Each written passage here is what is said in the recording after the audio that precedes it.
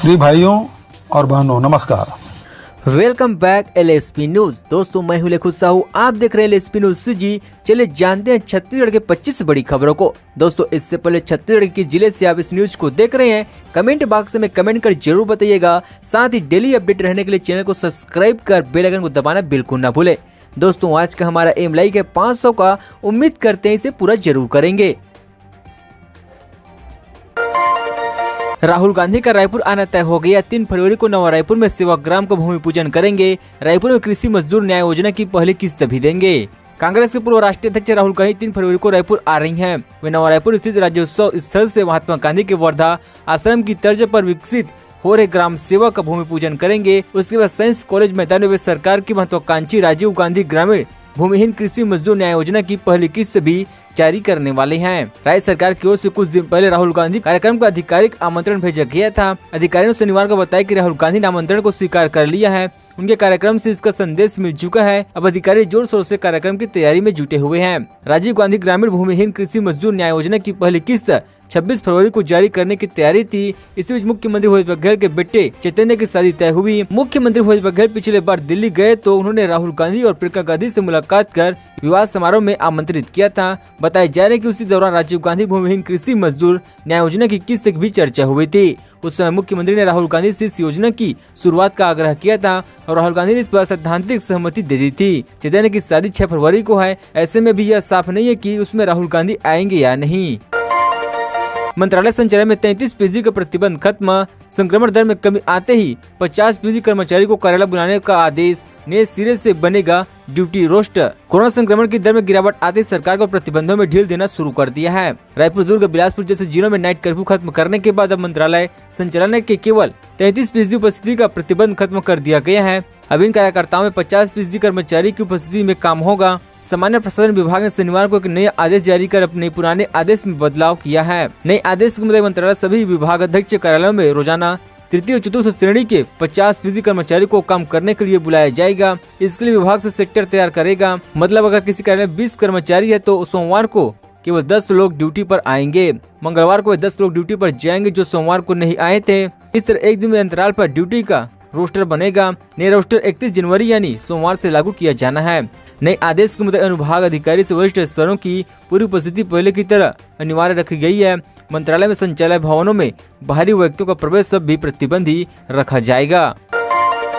छत्तीसगढ़ में कोरोना सरकारी ऑफिस में 50% कर्मचारी आएंगे। तीसरी लहर के 34 दिन में 212 मरीजों की गई है जान। छत्तीसगढ़ सरकारी ऑफिस में 50% कर्मचारी आएंगे। अब तक सिर्फ 1/3 कर्मचारी ही ऑफिस में काम कर रहे थे। सरकार ने मंत्रालय में बाहरी लोगों के प्रवेश पर रोक लगाई थी। इधर छत्तीसगढ़ में कोरोना की तीसरी लहर हर दिन गंभीर मरीजों की जानें ले रही है।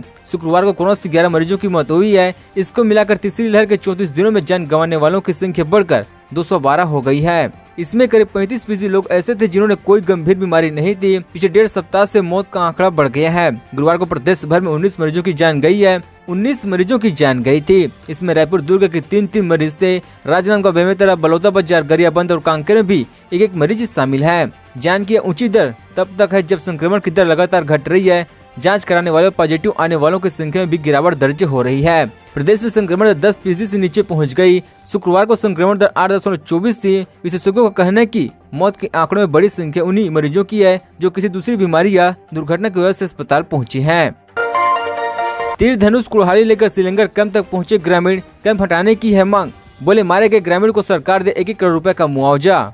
छत्तीसगढ़ बीजापुर सुकमा जिले की सरहद पर स्थित श्रीलंगर में स्थापित किए गए पुलिस कैंप के विरोध में ग्रामीण एक बार फिर से लाबंद हुए हैं। सैकड़ों ग्रामीण शुक्रवार को तीर धनुष, कुल्हाड़ी जैसे पारंपरिक हथियार लेकर पुलिस कैंप के सामने अचानक पहुंच गए थे। यहां कैंप हटाने की मांग को लेकर जमकर नारेबाजी भी की गई। सैकड़ों ग्रामीणों को कैंप के सामने से हटाने और लौटाने की समझाइश देने के लिए कैंप के जवानों भी कड़ी मशक्कत करनी पड़ी है। हालांकि कुछ देर बाद ग्रामीण अपने डेरा लेकर लौट गए। ग्रामीण ने कहा कि जब तक पुलिस कैंप नहीं हटाया जाएगा वे आंदोलन से डटे रहेंगे। गांव में सड़क निर्माण का काम भी चल रही है, उसे भी बंद किया जाए। ग्रामीणों ने मांग की कि श्रीलंगर में पुलिस की गोलियों से मारे गए ग्रामीणों के परिजनों को 1 करोड़ रुपए और घायलों को 50-50 लाख रुपए का सरकार मुआवजा दे दे। वहीं बस्तर के अंदरूनी इलाकों में भी जितने भी पुलिस कैंप खोले जा रहे हैं उन्हें न खोले। साथ ही जहां जहां कैंप खोलने का प्रस्ताव रखा गया उन्हें भी निरस्त किया जाए। अवैध खनन पर सीएम के निर्देश के बाद एक्शन शुरू। रायपुर बेमेतरा कांकेर के 36 ट्रैक्टर हाईवा जब्त, कई ड्राइवर गाड़ी छोड़कर भाग गए। मुख्यमंत्री भूपेश बघेल के अवैध खनन पर कार्रवाई करने के निर्देश के बाद छत्तीसगढ़ में एक्शन शुरू हो गया है। सीएम के निर्देश का असर इस प्रकार है, खनिज राजस्व और पुलिस विभाग की टीम ने प्रदेश के अलग अलग इलाकों में ही दिन में 36 ट्रैक्टर, ट्रक और हाईवा जब्त किया है। इनमें से तो कई ड्राइवर गाड़ी छोड़कर पहले ही भाग निकले हैं। इन गाड़ियों को जब्त कर अब इनके मालिक के खिलाफ कड़ी कार्रवाई की तैयारी की जा रही है। रायपुर में शुक्रवार देर शाम में जिला प्रशासन का खनिज विभाग हरकत में आ गया। अलग अलग इलाकों में अवैध रेत खनन के मामले 20 से ज्यादा गाड़ियों को जब्त किया गया है। बताया गया कि तिल्दा में 6, खरोरा में कुल 6, 12 ट्रकों को रोका गया। इसमें अवैध रेत ले जाई जा रही थी। इसके बाद उन्हें जब्त कर लिया गया है। अभनपुर नवापारा इलाके में 5 हाईवा वाहनों को जब्त किया है। इनके आसपास के इलाके से ट्रक भी पकड़े गए हैं। सीजी के मिलेट उत्पादों को बड़ी राहत। अब 15 फरवरी तक कोदो, कुटकी और रागी खरीदी की सरकार। पहले 31 जनवरी तक होनी थी खरीदी। छत्तीसगढ़ में समर्थन मूल्य पर कोदो, कुटकी और रागी फसलों की सरकारी खरीदी अब 15 फरवरी तक होगी। इन फसलों की खरीदी के लिए 31 जनवरी तक की समय सीमा तय हुई थी। प्रदेश में बेमौसम बरसात की वजह से मिसाई में देरी हुई है। ऐसे में किसानों के लिए तय समय के भीतर फसल बेचना लगभग असंभव हो गया था। छत्तीसगढ़ में वन क्षेत्र के किसान परंपरागत रूप से कोदो, कुटकी तथा रागी जैसे मोटे अनाज का उत्पादन करते हैं। इसको बढ़ावा देने के लिए सरकार ने इसका समर्थन मूल्य पर खरीदी का फैसला किया था। इसके तहत सरकार 3000 रुपए प्रति क्विंटल की दर से कोदो, कुटकी और 3370 रुपए प्रति क्विंटल की दर से रागी की खरीदी कर रही है। राज्य लघु वनोपज संघ के प्रबंधक संचालक संजय शुक्ला ने बताया, प्रदेश में अब तक लगभग 2.5 करोड़ रुपए मूल्य की 7799 क्विंटल कोदो, कुटकी तथा रागी की खरीदी हो चुकी है। इनमें 5990 क्विंटल कोदो, 1112 क्विंटल कुटकी और 6097 क्विंटल रागी शामिल है। 7 दिन की जांच 18 दिन में भी पूरी नहीं। कोरोना की मरीज की मौत का स्पष्टीकरण दे रहे हैं अस्पताल। बेटा बोला जानबूझकर देरी हो रही है। बिलासपुर में कोरोना मरीज के इलाज में लापरवाही के चलते जान गंवाने वालों में जांच अभी तक पूरी नहीं हो पाई है। सीएमएचओ ने जांच अधिकारी को 7 दिन प्रतिवेदन प्रस्तुत करने के निर्देश दिए थे, लेकिन 18 दिन बाद भी अस्पताल प्रबंधक ने अब तक अपना पक्ष नहीं रखा है, जिसकी वजह से इस मामले जांच अब तक पूरी नहीं हो पाई है। जांच अधिकारियों ने अस्पताल प्रबंधक को नोटिस जारी कर स्पष्टीकरण मांगा है। ऐसे में शिकायत करने वाले मृतक के बेटे ने जांच में जानबूझकर देरी करने का आरोप लगाया। मामला व्यापार विहार स्थित महादेव अस्पताल का है। 11 दिन पहले विजय तिवारी की मौत के मुद्दे को उठाया गया था। इस मामले सीएमओ डॉक्टर प्रमोद महाजन ने जाँच के लिए 2 डॉक्टरों की टीम बनाई थी। इसके साथ ही 2 सदस्यीय टीम ने जाँच शुरू भी कर दी थी। टीम ने शिकायत करने वाले उनके बेटे प्रेम प्रकाश तिवारी का बयान दर्ज किया। बतौर प्रमाण पत्र प्रेम प्रकाश ने दस्तावेजों का पुलिंदा भी जांच की टीम को सौंपा था। दूसरी बार वीरता सम्मान से नवाजे गए सीआरपीएफ असिस्टेंट कमांडो नवरत जयपाल ने बीजापुर सुकमा बॉर्डर पर 2 खूंखार नक्सलियों को किया था ढेर। छत्तीसगढ़ के सुकमा बीजापुर बॉर्डर पर 2 इनामी नक्सलियों को ढेर करने वाले सीआरपीएफ के असिस्टेंट कमांडर नरपत जयपाल को पुलिस ने वीरता पदक से नवाजा गया है। 26 जनवरी के खास मौके पर राष्ट्रपति ने उन्हें ये सम्मान दिया। 3 साल के बाद आखिरकार यह सम्मान नवरत्न जयपाल की बहादुरी पर उन्हें मिला है। इससे पहले 2019 को राष्ट्रपति ने उन्हें राष्ट्रीय वीरता पुरस्कार से नवाजा था। नरपत जयपाल राजस्थान के लोहार के रहने वाले हैं। उन्हें सीआरपीएफ की कोबरा 204 बटालियन में बीजापुर जिले के धुर नक्सल प्रभावित इलाके गंगलूर तरेम इलाके में अपनी नौकरी की शुरुआत की थी। साल 2014 से 2016 तक गंगलूर नक्सल इलाके में नक्सलियों के खिलाफ चलाए अभियान में बड़ी सफलताएं हासिल की है। मुठभेड़ नक्सलियों को मार गिराया था और भट्टीगुंडा के जंगल में LMG साइंस को रिकवर करने में बड़ी भूमिका निभाई थी। उन्हें 2018 में सम्मान सुकमा बीजापुर बॉर्डर पर 2 इनामी नक्सलियों को ढेर करने के लिए दिया गया है।